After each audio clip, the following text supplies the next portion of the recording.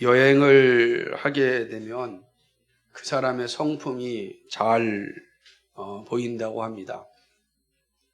여행을 해보신 분들은 아마 이 말을 충분히 이해하리라 생각합니다. 어떤 사람은 여행을 할 때 매우 꼼꼼히 살피고 또 준비를 합니다. 날씨가 어떤지, 또 음식은 어떤지, 또 사람들은 어떤지, 좋은 관광지는 어디에 있는지, 숙소는 또 좋은지 아주 자세하게 알아보고 준비하고 떠납니다. 반면에 또 다른 사람들은 여행지만 선택하고 기본적인 준비만 하고 떠납니다. 앞선 사람은 여행 계획대로 다니죠. 철저하게 짰으니까 그 여행 계획대로 다 이렇게 갑니다. 근데 후자의 사람은 자유롭게 다니면서 즐깁니다. 어디로 가야 할지 정해놓지 않았기 때문에 다양한 곳으로 가죠. 정확히 정해놓은 사람은 그 골목으로만 가지만 자유롭게 여행하는 사람은 다양한 골목으로 갑니다. 가다가 막히면 돌아오는 수고도 기꺼이 감당합니다. 그러나 잘 계획한 사람은 돌아올 수고는 안 하죠. 막힌 길을 이미 알고 있기 때문에. 어쨌든 이렇게 여행을 하는 사람들은 이게 두 부류의 모습이 있습니다. 물론 중간에 섞인 사람도 있겠지만 그러나 크게는 두 종류가 아닐까 생각합니다. 여러분은 어떤 성향입니까? 어떤 준비로, 어떤 자세로 이렇게 여행을 하십니까? 저 같은 경우는 후자에 속하는 것 같습니다. 후자에 속하는 것 같아요. 그런데 앞선 사람이나 또 후자의 사람이나 어떤 모습이든 간에 여행을 즐기는 것은 같습니다. 그죠? 다 자기 나름대로의 여행을 이제 즐기게 됩니다. 제가 이렇게 말씀드리는 것은 이제 오늘부터 디모데 전서 여행을 좀 하고자 합니다. 물론 성경의 여행은 일반 여행과 같을 수는 없습니다. 잘 준비해야 또 즐거운 여행이 될 수 있습니다. 그렇다고 또 문자에 너무 얽매이면 풍성한 기쁨을 또 누리지도 못합니다. 그래서 성경은 정말로 이렇게 두 가지가 잘 적절하게 분배되면 때 풍성한 결과를 얻을 수 있는 것 같습니다. 디모데 전서는 바울이 쓴 목회 서신 가운데 하나입니다. 디모데 전서와 디도서를 바울이 먼저 썼고 그리고 맨 마지막에 디모데 후서를 씁니다. 목회 서신이다라고 하는 말은 말 그대로 목회자에게 주는 교회를 바르게 잘 이끌어갈 수 있는 그러한 지혜를 주는 서신이다. 이렇게 볼 수가 있습니다. 바울은 오늘 이 서신을 자신의 동역자요 믿음의 아들인 디모데에게 씁니다. 바울은 2차 전도 여행 때 누스드라를 방문하였고 그곳에서 이제 디모데를 만납니다. 그러니까 이제 디모데를 만났는데 디모데가 너무 괜찮은 젊은이였습니다. 그리고 그 이후에 디모데는 바울과 함께 충실한 동역자로 살아갑니다. 바울은 디모데를 소개할 때 믿음의 아들이라 이렇게 표현합니다. 하나님의 사람이요 믿음의 아들이라 라고 이야기합니다. 그러니까 바울의 마음속에 차지하고 있는 이 디모데가 얼마나 충만한지를 보여주는 거죠. 바울이 로마 감옥에 1차로 갇히게 됩니다. 사도행전 28장을 보게 되면 이제 바울이 로마에 갇힌 장면이 기록되어져 있습니다. 그리고 이제 1차 감옥에서 풀려난 이후에 빌립보를 비롯한 에베소 교회, 주변 교회를 이제 다시 한번 돌아보는 그런 과정을 갖습니다. 그때 에베소 교회에 디모데를 이제 목회자로 보냅니다. 바울은 에베소에서 오랫동안 목회를 할 수 없어서 디모데를 이 에베소 교회 목회자로 보내고 본인은 이제 마게도냐 지역으로 이제 가게 됩니다. 그리스 지역으로 가게 되는 거죠. 빌립보 지역으로. 이때가 한 62년에서 64년 경입니다. 그러니까 요 시점에 이 디모데 전서를 써서 디모데에게 보냈다 이렇게 볼 수 있습니다. 바울이 디모데에게 서신을 보낸 것은 에베소 교회에 나타난 여러 가지 문제 때문이었습니다. 그 문제를 젊은 목사인 디모데가 잘 해결할 수 있도록 조언을 할 필요가 있었습니다. 그래서 디모데는 이 젊은 목사 디모데가 교회의 문제를 잘 해결하고 저 교회를 잘 이끌어갈 수 있도록 위하여 이제 이 서신을 보낸 것입니다. 에베소 교회는 바울이 초창기에 3년 동안 목회하였던 교회입니다. 그리고 그 이후에 디모데가 목회합니다. 목사는 디모데가 한 1년 반 정도 목회하였다 이렇게 이제 이야기하기도 합니다.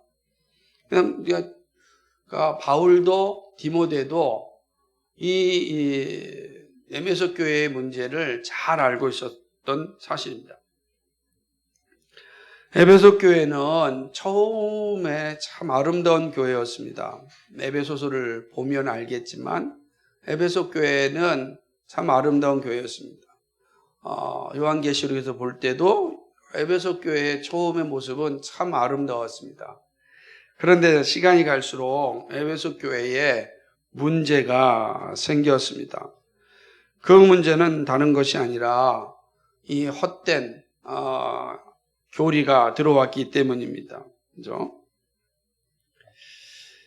다른 교훈을 가르치는 다른 교훈들이 교회에 들어오자 교회가 혼란을 겪기 시작한 겁니다. 그러니까 참된 복음으로 세워졌던 교회에 이 다른 교훈이 들어와서 유혹을 하자, 미혹을 하자 교회가 혼란스럽고 어려움을 겪게 된 것입니다. 이 문제를 좀 잘 해결할 수 있도록 바울은 자신이 가장 애정하는 그리고 확실한 동역자이고 또 탁월한 지도자인 디모데를 나이가 어리지만 에베소 교회로 보내는 것입니다. 물론 이 서신이 에베소에서 목회하고 있는 디모데에게 보낸 서신이지만 이는 그 자체가 목회 서신이기 때문에 이 땅에 존재하는 모든 교회를 향한 서신이라고 할 수 있습니다. 그 이유는 에베소 교회에 일어난 문제는 이 땅에 존재하는 모든 교회에 다 일어나기 때문입니다. 그래서 이 서신은 에베소 교회뿐만 아니라 오늘 우리 교회에 주시는 편지도 된다, 편지라고 할 수가 있습니다. 그렇기 때문에 이 서신을 잘 이해하고 또 살피고 또 가슴에 잘 담는 것은 주님 맞이하는 교회가 되기 위하여서 너무 중요합니다. 그러니까 주님 맞이하는 교회로 세워지려면 오늘 바울이 에베소 교회에 목회하고 있는 디모데에게 보낸 이 서신의 가르침을 우리가 잘 배워야 됩니다. 그래서 디모데 전서는 교회를 위한 서신이고 또 우리를 위한 서신이라고 할 수가 있습니다. 디모데 전서는요, 총 6장으로 되어 있습니다. 서론이 1장 1절과 2절이고, 그리고 결론이 6장 20절과 21절이에요. 그리고 그 안에 5가지 내용으로 되어 있는데, 1장 3절로부터 11절은 거짓 교사들과 율법의 목적을 다루고 있습니다. 그리고 1장 12절과 20절은 바울 자신의 소명과 영적 싸움을 기록하고 있습니다. 그리고 2장 1절로부터 3장 13절까지는 교회의 생활에 대하여 기록하고 있습니다. 그리고 3장 14절로부터 4장 5절까지는 잘못된 교리의 문제가 무엇인지를 말씀하고 있습니다. 그리고 이제 4장 6절로부터 6장 19절까지는 디모데를 위한 목회 조언이 기록되어 있습니다. 그러니까 이렇게 서론과 결론 사이에 5가지의 내용이 오늘 디모데 전서입니다. 그러니까 바울이 이 서신을 쓰면서 이 5가지 문제가 지금 에베소 교회를 목회하는 디모데에게 매우 중요하기 때문에 기록한 것을 보게 됩니다. 우리는 그 순서를 따라서 이제 차례대로 살펴보게 될 것입니다. 오늘은 서론을 함께 나누고자 합니다. 우리가 편지를 쓸 때 그 시작은 매우 조심스럽게 씁니다. 그리고 그 첫 문장을 쓴다는 것은 되게 의미심장합니다. 대충 쓰지 않거든요. 그것도 정말 진중하고 또 중요한 상황 가운데 써야 하는 편지라면 그 첫 문장은 되게 중요하다 생각을 합니다. 서론은 바울 자신을 소개하고 그리고 디모데에게 축복하는 내용으로 이제 시작을 합니다. 우리 구주 하나님과 우리의 소망이신 그리스도 예수의 명령을 따라 그리스도 예수의 사도된 바울은 이라고 시작을 합니다. 바울 역시 이 첫 문장에 매우 신경을 쓰고 있는 것을 보게 됩니다. 바울의 시작은 우리 구주 하나님입니다. 이게 아주 독특한 표현입니다. 이게 그러니까 일반적인 표현이 아니라 우리 구주 하나님이라고 시작을 합니다. 어떤 면에서 독특할까요? 보통 구주라고 할 때는 예수님에게 항상 우리의 구주 예수 그리스도, 구주 예수 그리스도라고 사용합니다. 근데 바울은 구주 하나님이라고 표현을 합니다. 의미 없이 쓴 말은 분명 아닙니다. 매우 중요한 함의를 담고 있는 그런 말씀인 것입니다. 바울이 이렇게 말한 의도는 어디에 있을까? 우선 바울이 늘 자랑하였던 것이 무엇입니까? 예수 그리스도입니다. 예수 그리스도 십자가입니다. 예수 그리스도를 자랑하였습니다. 왜 예수 그리스도를 자랑하였습니까? 예수 그리스도가 우리에게 구원을 주시기 때문입니다. 예수 그리스도가 우리에게 생명을 주시기 때문에 그렇습니다. 예수 그리스도가 우리의 죄를 용서하여 주시기 때문에 그렇습니다. 그러므로 예수 그리스도를 자랑합니다. 예수 그리스도를 높입니다. 예수 그리스도를 증거하는 것이 사도 바울의 모든 임무였다. 이렇게 해도 과언이 아닙니다. 그런데 바울이 여기서 우리 구주 예수 그리스도라고 표현하지 않고 우리 구주 하나님이라고 표현하였습니다. 이거는 바울이 실수로 언급한 것이 아닙니다. 바울은 정확하게 의도를 가지고 말씀하였습니다. 그것은 예수님의 오심이 바로 하나님이시기 때문입니다. 하나님께서 세상을 이처럼 사랑하사 독생자를 보내셨습니다. 독생자가 누구로부터 왔는가? 하나님으로부터 왔습니다. 구주 예수님의 오심은 바로 하나님의 보내심에 있습니다. 첫사람 아담이 타락한 이후부터 하나님은 독생자 예수님을 준비하셨습니다. 그리고 역사의 때를 따라 준비하셨다가 마침내 사람의 몸을 입고 우리 가운데 오셨습니다. 그리고 우리의 모든 죄를 짊어지시고 십자가에서 죽으셨습니다. 자, 이 모든 곳의 시작이 어디입니까? 바로 하나님이십니다. 그러기에 사도 바울은 우리 구주 하나님이라고 부른 겁니다. 전혀 이상하지 않고 그 의미가 분명한 거죠. 예수 그리스도는 바로 하나님으로부터 왔습니다. 그래서 이어서 바로 우리의 소망이신 예수 그리스도라고 얘기하는 거예요. 하나님으로부터 본 구주는 바로 구주 하나님 또 온 예수 그리스도는 우리의 소망이다 라고 말합니다. 물론 여기에는 정치적 의미도 있습니다. 당시에 황제를 부를 때 우리 구주라고 불렀습니다. 우리 구주 시저, 우리 구주 아우구스토 이렇게 부른 거죠. 도아시아 전체를 다 로마가 지배하고 있었던 시대니까 그들의 구주는 그들의 황제였습니다. 그러나 바울이 여기서 분명히 선언하기를 우리의 구주는 하나님이십니다. 이 땅의 정치가가 아니고 이 땅의 권력자가 아니고 황제가 아니라 바로 우리 구주다. 이렇게 표현한 것이죠. 진정한 구주가 누구인지를 밝히고 있습니다. 오직 하나님이 우리의 구주입니다. 아주 분명한 신앙 고백을 하고 있습니다. 무엇을 의지해야 하는지를 바울이 이 서론에서 밝히고 있는 것입니다. 또한 우리의 소망이신 예수 그리스도라고 말합니다. 하나님은 예수 그리스도를 통하여 죄인을 구원하시기로 하셨습니다. 구주 하나님은 사람을 사랑하시지만 죄인된 사람을 만날 수 없습니다. 우리가 하나님을 만나고 싶어도 하나님을 만날 수가 없어요. 하나님도 우리를 만나고 싶어도 우리를 만날 수가 없습니다.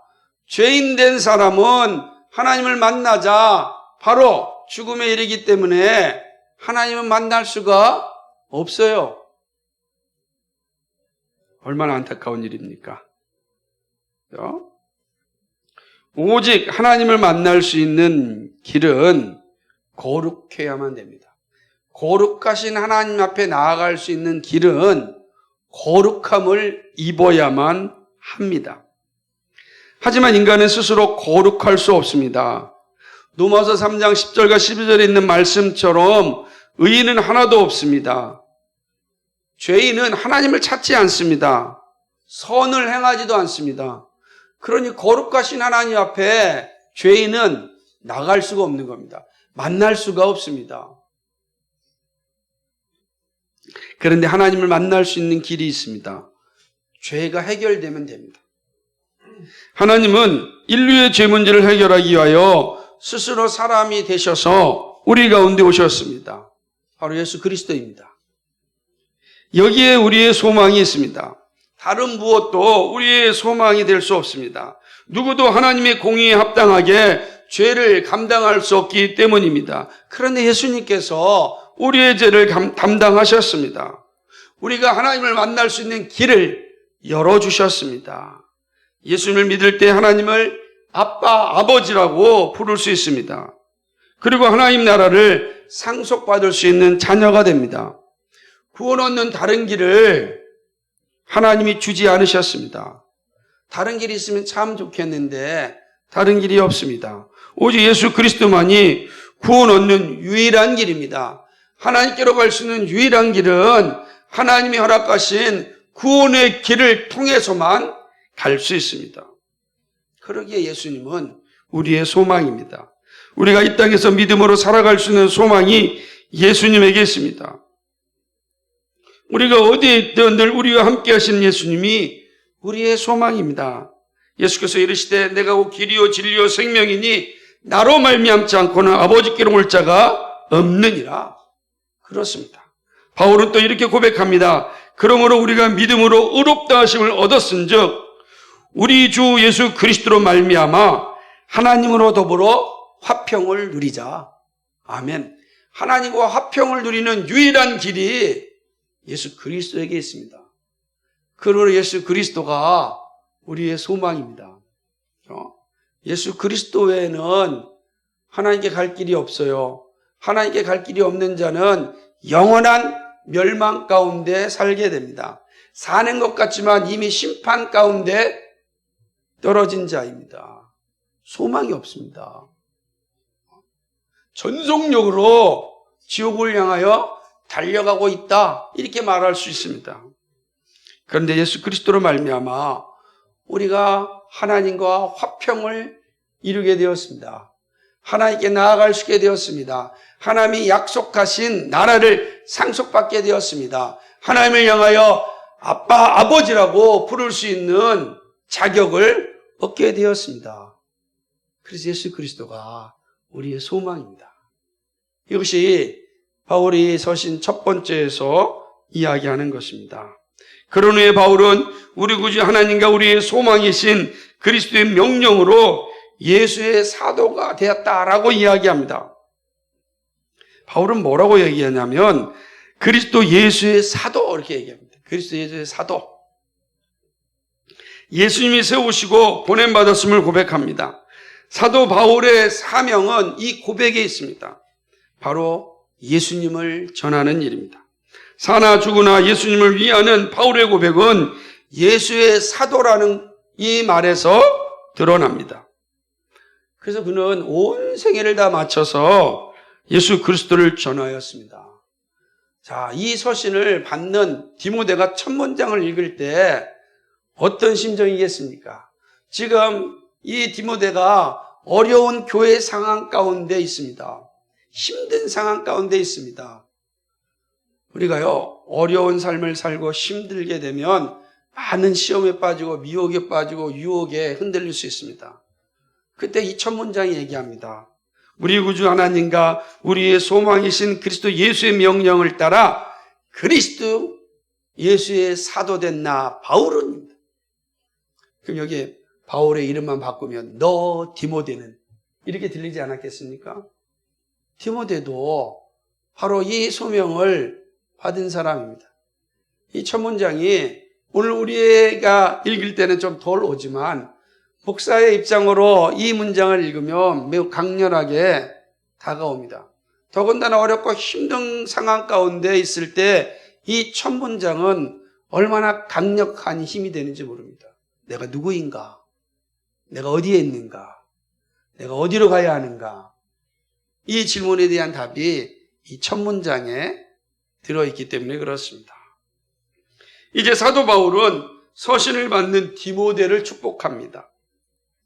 믿음 안에서 참 아들 된 디모데에게 편지하노니 하나님 아버지와 그리스도 예수 우리 주께로부터 은혜와 긍휼과 평강이 내게 있을지어다. 아멘. 여러분 이 1절과 2절에서요.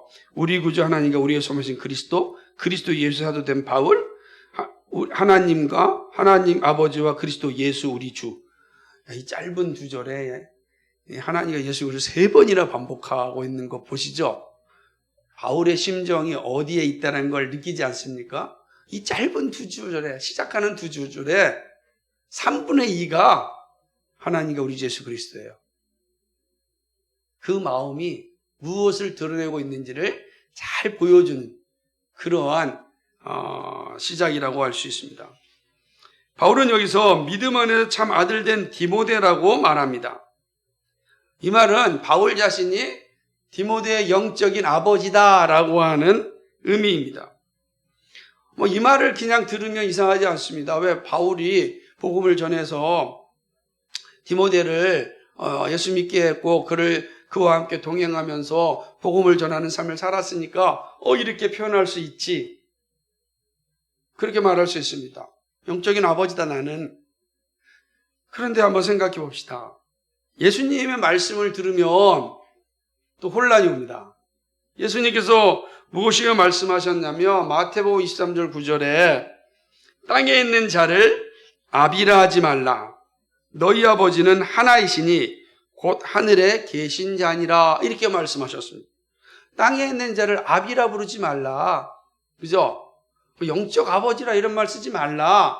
이런 말로 들릴 수 있지 않습니까? 그런데 사도 바울은 담대하게 나는 영적 아비라 이렇게 표현하고 있는 겁니다. 이거 어떻게 이해해야 되겠습니까? 이걸 잘 이해하지 못하면 여러 사람들의 이야기에 혼돈에 빠질 수가 있습니다. 제가 마태복음 설교를 하면서 이 부분에 대하여 다음과 같이 설교하였습니다. 아버지라는 표현은 참으로 무거운 말이기 때문에 하나님의 영광을 가리는 일이 된다면 피해야 합니다. 또한 인간의 명예욕에 대한 경고입니다. 이렇게 설교했어요. 기억이 안 나시겠죠? 이 본문의 내용이 이렇게 얘기한 겁니다.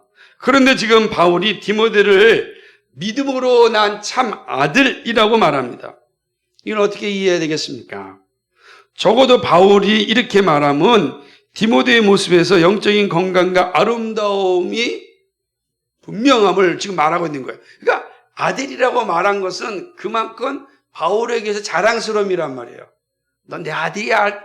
이것처럼 자랑스러운 게 없거든요. 예.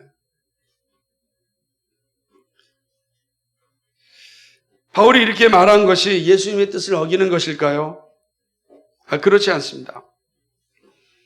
우리가 하나님 아버지라 부르는 것은 하나님만이 우리의 생명의 근원이기 때문입니다. 생명의 씨는 오직 하나님 한 분밖에 없습니다. 오직 우리에게 생명을 주시는 분은 하나님 한 분이에요. 다른 이로는 우리가 생명을 얻을 수가 없습니다. 하나님은 사람을 구원에 이르게 하는 길로서 말씀을 주셨습니다. 그러니까 하나님께서 우리를 생명을 주시는 근원이고 생명의 씨앗인데 그 씨앗을 우리에게 주실 때 말씀으로 주셨습니다. 오직 말씀으로만 우리를 구원하십니다. 자, 그런데 말씀을 전할 때 하나님이 사용하시는 도구가 무엇입니까? 바로 설교자입니다. 사람을 통하여서 그 생명의 씨앗을 전달하십니다. 생명의 씨는 결코 우리가 만들 수 있는 게 아닙니다. 생명의 씨는 우리에게 근원이 있지 않아요. 생명의 씨는 오직 하나님에게 있습니다. 그런데 그 생명의 씨가 우리에게 올 때 사람을 통하여 오는 겁니다. 그것이 바로 사도를 통하여 전해지는 겁니다. 설교자를 통하여 전해지는 것입니다.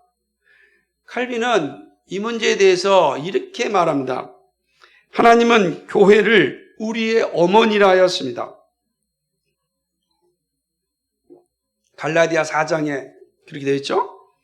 같은 이유로 복음을 전파하는 책임을 맡은 사람이 예수 그리스도 안에서 썩지 않는 생명의 씨를 통해서 영생을 얻고 그것으로 완전하게 될 때까지 양육한다면 그들은 아버지라 불리웁니다. 이해가 되시겠습니까? 우리는 교회를 어머니라 부릅니다. 왜 그렇죠? 교회로부터 복음이 나와서 그 복음으로 우리가 구원에 이르기 때문입니다. 우리가 생명을 얻는 건 교회에 바뀐 구원이 없다라고 하는 이유는 오직 복음이 교회로부터 흘러나오기 때문입니다. 그 복음으로 말미암아 생명을 얻고 그 하나님 나라가 완성되는 그날까지 교회로부터 양육받기 때문에 그렇습니다. 그리고 교회를 어머니라 그럽니다.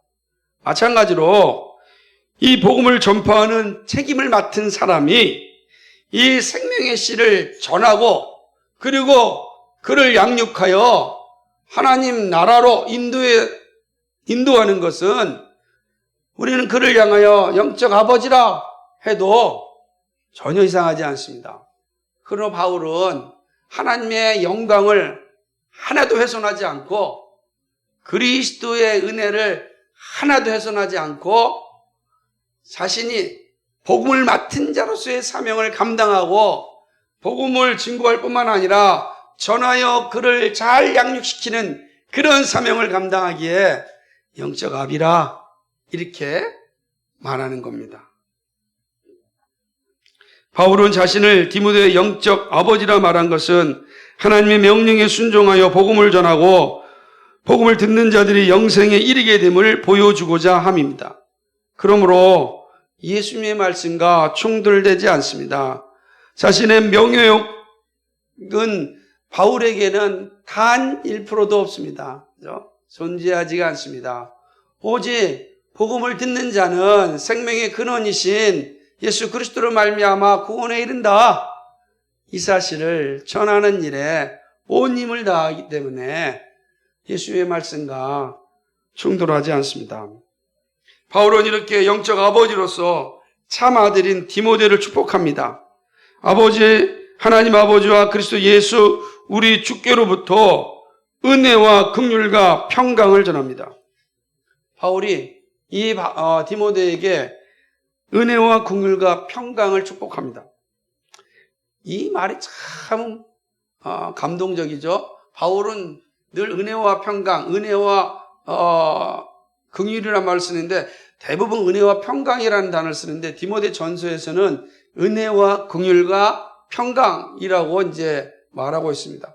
그만큼 디모데에게 필요한 말씀이기 때문에 그렇습니다. 은혜는 영원히 멸망마다 마땅한 죄인을 불쌍히 여기셔서 살려내시기로 한 그러한 호의요 친절이요 선물입니다. 그렇죠? 영원히 멸망마다 죽어 마땅할 죄인을 다시 살려내시는 그 하나님의 사랑, 그것이 은혜입니다. 긍휼은 죄로 말미암아 당하는 고통과 비참함에 빠져있는 죄인에게 보여주시는 하나님의 사랑입니다. 그래서 은혜와 긍휼은 하나님의 사랑의 또 다른 표현이라 이렇게 말할 수가 있습니다. 평강은 에이레네인데요. 평강은 구약에서 말하고 있는 샬롬의 신약적 표현입니다. 이 평강은 전쟁의 반대말이에요. 전쟁이 없는 상태를 말하는 것입니다. 그러나 거기에만 이르지 않고 하나님의 공의가 온전하게 이루어진 상태를 평강이라, 샬롬이라, 에이레네라 이렇게 말씀하는 겁니다. 평강은 하나님과 사람에게 소외됨이 없습니다. 미움도 없습니다. 온전한 질서가 이루어졌기에 서로 만족합니다. 평강이 이루어지면 하나님과 우리 사회에 소외됨이 없어요. 사람과 사람 사이에 소외됨이 없어요. 사람 때문에 슬퍼하지 않고 아파하지 않고 고통받지 않습니다. 평강이 있을 때. 근데 평강이 없으면요, 내가 소외당하고 있다고 인식됩니다. 내가 차별받고 있다고 생각합니다. 내가 혐오받고 있다고 생각을 하는 거예요. 평강이 없으면 그 안에 늘 불안함과, 그죠? 답답함과 안절부절함이 항상 있는 거예요.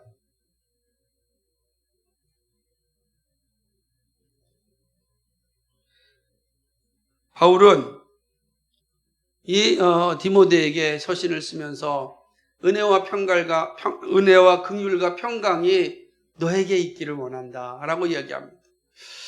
자, 한번 이 장면을 다시 한번 에베소 교회, 그 문제 많은 교회에서 지금 목회하고 있는 젊은 디모데 입장에서 한번 여러분 그 입장으로 돌아가서 이 문장을 한번 보십시오. 은혜와 긍휼과 평강이 너에게 있을지어다. 얼마나 감사하겠습니까? 여러분 힘들고 어려울 때 목사님 기도 부탁합니다 할 때 많은 기도 쓰지 않더라도 제가 지금 기도합니다. 그 말 들으면 여러분 행복하지 이렇게 좀 위로가 되지 않습니까? 이러한 상황 가운데 기도하고 있다는 그 사실이, 누군가 나를 위하여 기도하고 있다는 사실이 얼마나 큰 힘이 되고 위로가 됩니까?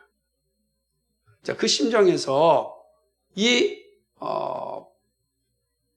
바울의 서문은 디모데에게 있어서 가장 큰 위로가 되는 말씀인 겁니다. 그래서 잘 보세요. 오늘 우리에게도 마찬가지입니다. 하나님께서 오늘 우리에게 이렇게 얘기합니다. 빛가서 본교회 성도 여러분, 우리 주 하나님과 그리스도 예수의 이름으로 은혜와 긍휼과 평강이 여러분에게 있기를 소망합니다. 얼마나 감사합니까? 이 험악한 세상, 정말로 경쟁 속에서 하루하루 피말려 살아야 되는 이 세상, 이런 세상 가운데 우리가 참된 안식을 누릴 수 있는 길이 어디 있습니까? 주님이 말씀하십니다. 내가 너에게 은혜와 평강과 긍휼을 주노라. 이 내용이에요. 이게 얼마나 감사한지 모릅니다. 이 은혜와 긍휼과 평강이 어디서 옵니까? 하나님 아버지와 우리 주 예수 그리스도로부터 옵니다. 그래서 우리가 예수님을 우리의 소망이라고 말한 이유입니다. 예수님을 믿는 이들의 최고의 복은 바로 우리 구주 하나님과 우리의 소망이신 예수 그리스도입니다. 바울의 이 서론은 우리에게 무엇을 해야 할지를 명확하게 보여주고 있습니다. 우리의 믿음이 어디에 있어야 함을 말씀합니다. 서신을 받는 디모데와 모든 교회가 가지고 있어야 할 신앙의 근본이 어디에 있어야 하는지를 강조합니다. 오늘 저는 이 말씀, 이 서론의 말씀을 통해서 두 가지 교훈을 좀 생각하고 말씀을 맺고자 합니다. 첫째는 신앙의 본질이 우린 분명해야 합니다. 험악한 세상에서 믿음을 지키는 것은 쉽지 않습니다. 죄로 말미암아 비참한 상태에 있는 인간들이 아주 그냥 득실거리는 이 세상에서 우리의 신앙을 지키는 거 간단하지 않습니다. 그렇다고 여러분 불가능한 것도 아닙니다. 가장 먼저 우리가 할 일은 우리 구주 하나님과 우리의 소망이신 예수님을 바로 알고 고백하는 일입니다. 하나님은 예수님을 통하여 우리를 구원하십니다. 예수님이 우리의 소망이기 때문입니다. 그리고 은혜와 긍휼과 평강을 구하는 일입니다. 우리가 구할 일이 뭔가? 은혜와 긍휼과 평강을 구하는 거예요. 그리스도의 은혜와 긍휼과 평강이 험악한 세상을 살아가는데 우선되어야 합니다. 여러분, 우리가 구하여야 할 것은 잠시 있다 사라지는 이 땅의 것이 아니라는 것입니다. 무슨 말인지 아시겠습니까? 우리가 구해야 될 것은 의식주가 아니라 우리의 우선 구해야 될 것은 주여 우리에게 은혜와 긍휼과 평강을 주시옵소서. 하나님, 우리를 은혜와 긍휼과 평강으로 인도하여 주옵소서. 하나님, 우리를 은혜와 긍휼과 평강 가운데 거하게 주옵소서. 그게 우선순위가 되어야 합니다. 주님께 우리에게 구할 것은 은혜와 긍휼과 평강입니다. 그래서 기도해야 됩니다. 하나님, 은혜와 긍휼과 평강으로 우리를 다스려 주옵소서. 여러분, 우리가 구할 것이 여기 있어요. 우리를 다스려 주옵소서. 우리 구주 하나님, 우리의 소망이신 예수님, 은혜와 긍휼과 평강으로 우리를 다스려 주옵소서. 우리가 그 다스림 가운데 있겠나이다. 그러면 예수님이 말씀하신 것처럼 우리에게 있어야 할 것이 채워집니다. 근데 우리는 자꾸만 순서를 바뀌어요.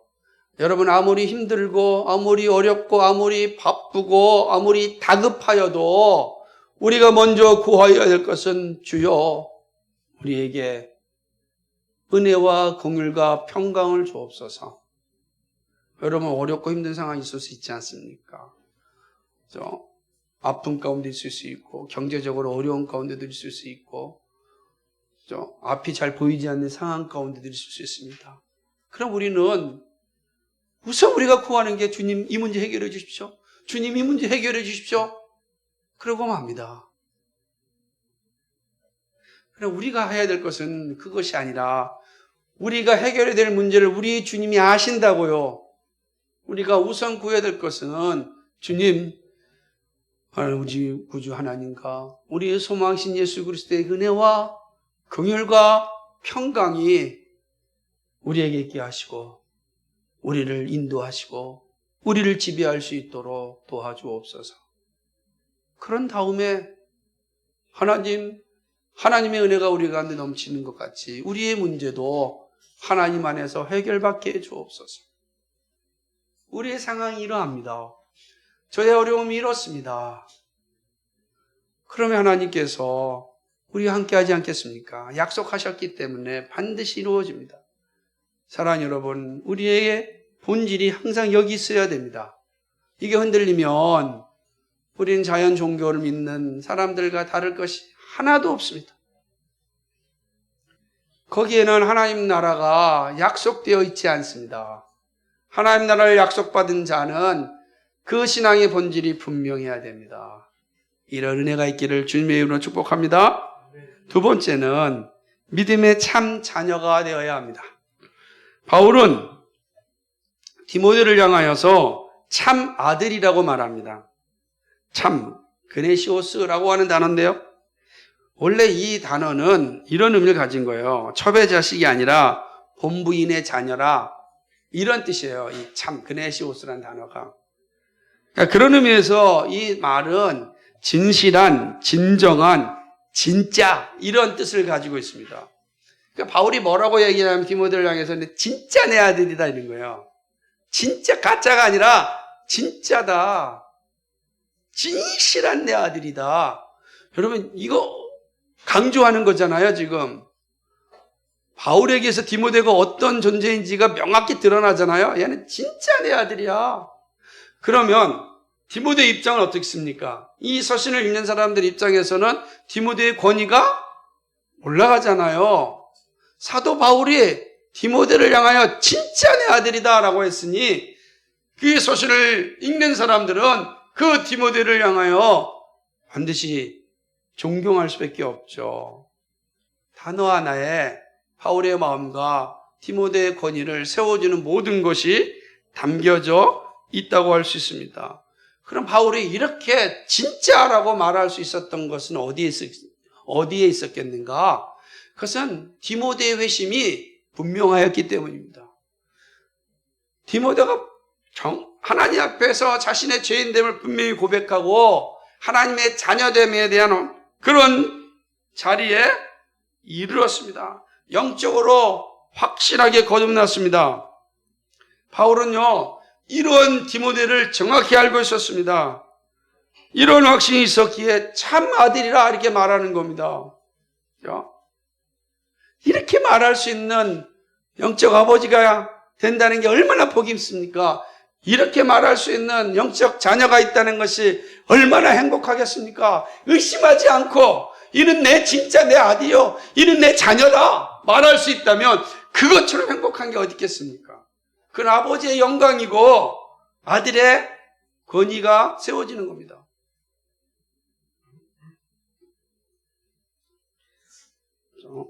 진짜 내 아들이란 말은 아들에게는 정말 큰 힘이 됩니다.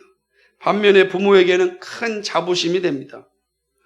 모든 교회가 이 서신을 봅니다. 바울은 모든 교회에 말합니다. 하나님의 참 자녀가 되라고 말씀합니다. 동시에 유형적 교회 안에서 영적인 관계를 맺으라고 말씀합니다. 말씀을 가르치고 배우는 관계는 영적 부자의 관계입니다. 이 관계가 빈약하면 구원의 도리가 흘러가지 않습니다. 안 그렇겠습니까? 참 내 아들이라 이 확신이 없는데 어떻게 정확하고 강력하고 하나님 나라를 향한 복음을 전할 수 있겠냐고요. 어차피 내 아들도 아닌데 뭐 얼마나 끔찍한 관계가 되겠습니까? 이야기하는 거예요. 유형교회 안에서 영적인 참 관계를 맺으라고 가르치고 있습니다. 힘이 되고 자부심이 되는 관계가 되어질 때 교회는 바르게 세워지고 성도의 신앙은 더욱 강건하여집니다. 칼빈은요, 이 관계를 맺지 아니하는 성도를 향하여 그에게 있을 것은 지옥불밖에 없다 이렇게 말씀하기도 했습니다. 복음을 듣고자 하는 마음이 없기 때문에 그런 것입니다. 우리 모두 하나님의 자녀입니다. 그리고 위임받은 영적 부자관계입니다. 믿음의 관계가 건강할 때 우리의 삶이 건강하고 하나님 나라를 향하여 믿음의 길을 걸어갈 수 있습니다. 서로 위로해 주는 관계가 될 수 있고요. 서로 격려해 줄 수 있고요. 그리고 서로 따끔한 충고를 줄 수도 있고요. 서로 함께 울 수 있습니다. 진짜가 될 때. 그렇게 되는 것입니다. 그래서 여기서 이 바울은 디모데를 향하여 참 내 아들이라고 말하는 참 아들이라. 이 말이 얼마나 큰 은혜가 되는지 몰라요. 우리가 하나님 앞에 참 자녀가 되길 소망합니다. 하나님이 우리를 볼 때 참 내 자녀들이다 말할 수 있는 그런 여러분의 믿음과 회심이 있길 바랍니다. 분명 아니라 하나님께서 위임받은 자로서 말씀을 전하는 목사와 말씀의 가르침을 받는 여러분들이 영적인 부자관계가 되어서 주님 오시는 그날까지 함께 믿음의 길을 걸어갈 수 있는 그런 은혜가 우리 가운데 있기를 주님의 이름으로 소망합니다. 아멘. 말씀을 맺습니다. 바울의 서신이 오늘 우리에게 도착하였습니다. 우리는 그 첫 글을 보았습니다. 바울의 마음을 정확하게 알 수 있는 인사말을 보았습니다. 바울은 자신을 소개하면서 우리 구주 하나님과 우리의 소망이신 예수 그리스도 예수라고 고백합니다. 세상이 아무리 강력한 힘을 가지고 있다고 하더라도 우리의 구주는 하나님이시고 우리의 소망은 그리스도 예수입니다. 이 믿음은 혼란 가운데 있었던 에베소 교회의 중요한 기준이 되었습니다. 그리고 우리에게도 동일합니다. 교회를 이끌어가야 될 젊은 목회자 디모데에게 영적인 기준이 바로 여기에 있었습니다. 그리고 혼란 가운데 다시 세움을 입어야 되는 교회의 기준이 되었습니다. 그리고 오늘 우리의 기준이 되었습니다. 나의 나됨이 하나님에게 있고 우리의 삶의 주인이 그리스도에게 있습니다. 여러분의 주인은 누구이십니까? 여러분의 소망은 무엇입니까? 잠시 있다 사라질 것을 주인으로 삼고 소망으로 여기고 있으십니까? 우리의 구주 하나님과 우리의 소망이신 예수 그리스도를 구하시기 바랍니다. 우리의 삶을 지배하여 달라고, 인도하여 달라고 기도하시기 바랍니다. 주께서 놀라운 은혜로 우리를 인도하시고 은혜와 긍휼과 평강으로 함께 하실 것입니다. 이러한 삶이 저와 여러분의 모든 삶 가운데 충만하기를 주님의 이름으로 축복합니다. 거룩하시고 자비하신 아버지 하나님, 오늘 우리는 우리 구주 하나님과 우리의 소망이신 예수 그리스도를 고백합니다. 하나님 아버지, 우리의 삶의 소망이 예수 그리스도에게 있고 오직 하나님의 은혜로만 우리가 살아갈 수가 있고 하나님 주시는 긍휼이 우리에게 힘이 되고 하나님 주신 평강만이 우리가 험악한 세상에서 믿음의 길을 갈 수 있음을 알게 되었습니다. 오 주여, 은혜와 긍휼과 평강으로 우리를 다스려 주옵소서. 우리가 하나님의 참 자녀가 되어 하나님의 은혜와 긍휼과 평강을 받아 누리는 자 되게 하여 주옵소서. 그 안에 살게 하시고 그 안에서 하나님의 놀라운 사랑을 누리게 해 주옵소서. 우리 교회가 그러한 복을 누리기를 소망합니다. 우리 교회가 그러한 영광을 나타내기를 소망합니다. 우리의 성도들이 그러한 관계가 되기를 소망합니다. 주님 오시는 그날까지 이 은혜를 누리게 해 주옵소서. 예수 그리스도의 받들어 기도하옵나이다. 아멘.